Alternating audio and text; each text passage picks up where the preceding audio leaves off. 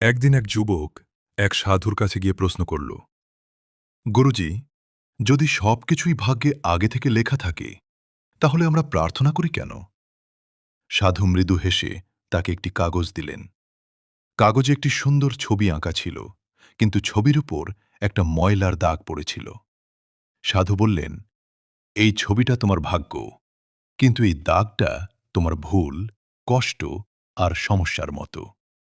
তারপর তিনি যুবককে একটি কাপড় দিলেন এবং বললেন, এখন দাগটা মুছে ফেলো। যুবক দাগটা মুছে ফেলল। ছবিটা আবার সুন্দর হয়ে উঠল। তখন সাধু বললেন, ভাগ্য হয়তো লেখা থাকে, কিন্তু প্রার্থনা সেই কাপড়ের মতো। প্রার্থনা আমাদের জীবনের দাগ, কষ্ট আর অন্ধকার ধীরে ধীরে মুছে দেয়।